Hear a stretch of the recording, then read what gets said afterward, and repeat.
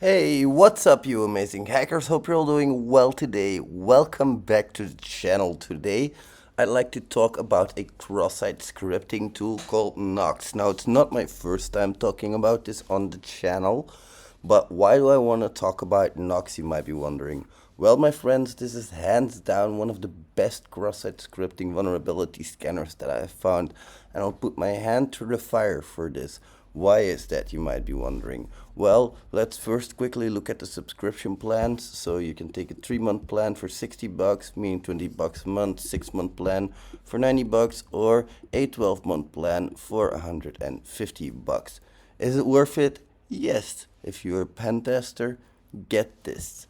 Because as you can see, every 24 hours you can make 3,300 calls to their API, you get their web interface, and you get this handy dandy little Nox plugin.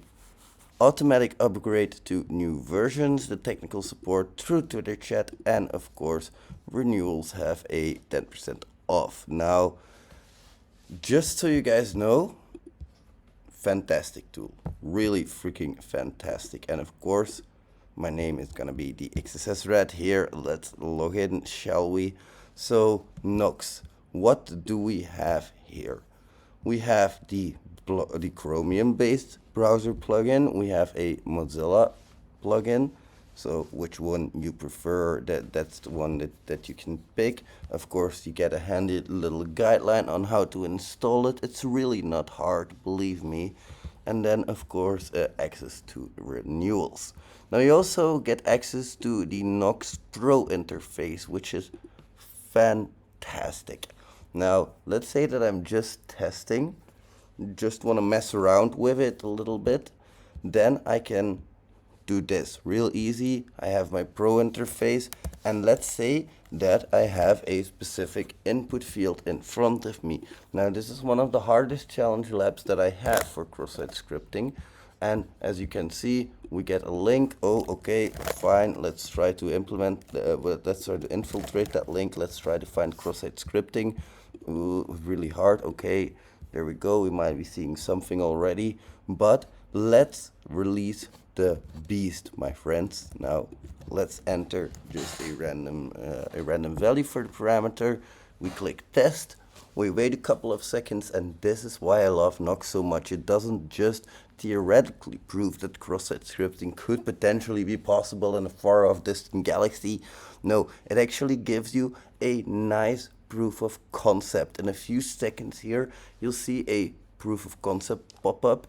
There we go. We have cross-site scripting, and you might be thinking, oh, Uncle Rat, that's a freaking fluke. There's just so much cross-site scripting out there. Yeah, you're right. There's a hell of a lot of cross-site scripting out there. Like, we have to be real as well. So let's try another one, shall we? Okay, here we go. Zero results.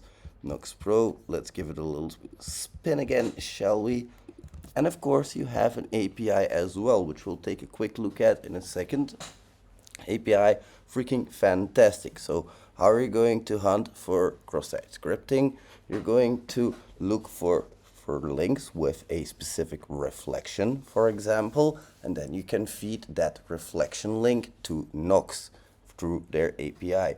You may be wondering, oh, if I have reflection, I have cross-site scripting. Yeah, maybe, but like, do you really want to look for it yourself, or do you want to first release a scanner and then try looking for it yourself and have it be a scanner that you trust? In my opinion, when I do my own pen testing, this is a tool that I very, very regularly use. You might be wondering, is this good for bug bounties as well? Yeah, why not? The thing is just that you have to use it well. Don't feed it every single parameter, every single URL that you see, because then you'll hit your 3.3k request limit very fast. Go and be specific about it. Get those reflection URLs like we have right here as well. You can see that every single time we plug something into Nox, it seems like it gives us a result. There we go. We have our pop-up again. You might be wondering again, oh, Uncle Rat, just another fluke. Yeah, you might be thinking that, but my friends, Nox doesn't fluke around. Like, the thing is, also multiple parameters, not a problem. And I love that proof of concept, by the way. I really do, and I can't stop talking about it. Maybe I'm raving a little bit too much about it, but I think it's super, super cool that that proof of concept exists. And you also get that nice runtime log, which you can see what it's been trying and stuff like that. Super, super simple to interpret. And if we go back to the Nox page, we can also see the API guidelines. How do you make an API request? Basically, you have to enter your own API key. This is just going to be an example, of course, so don't copy this API key that you see on screen a little bit.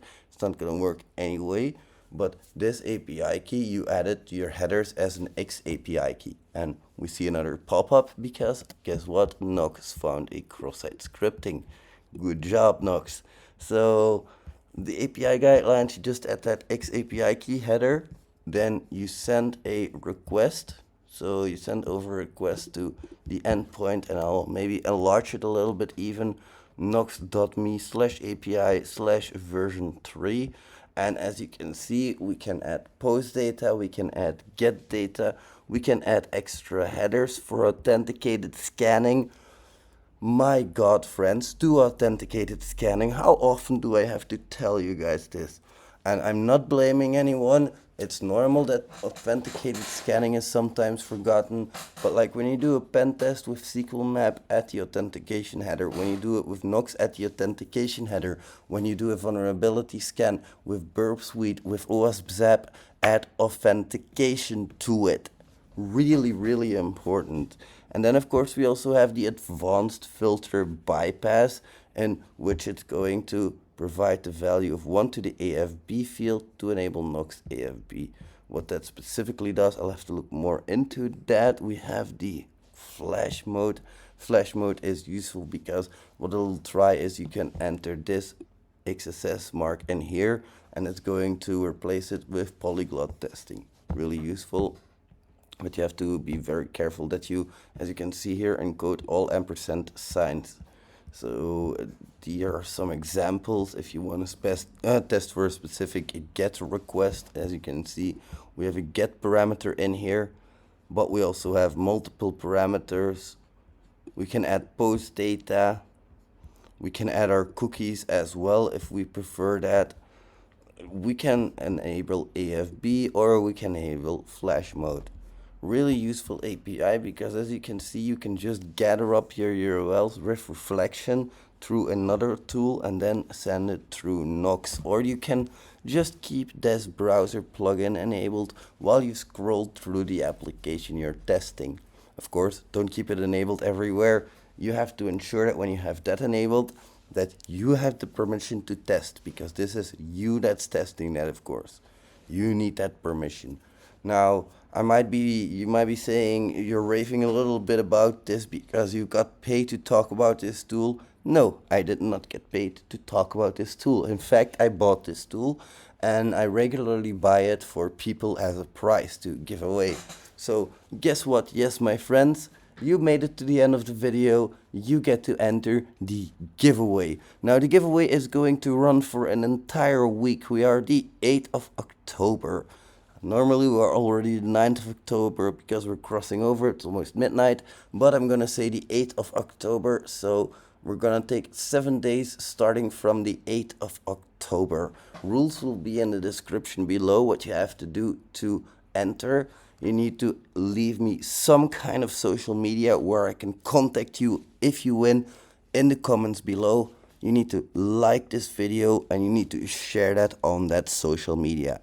So leave me a social media link where I can contact you, share this video on that social media link, and like the video. Thank you very much, my friends. I hope you enjoyed, and I'll see you in the next one. Bye, amazing hackers.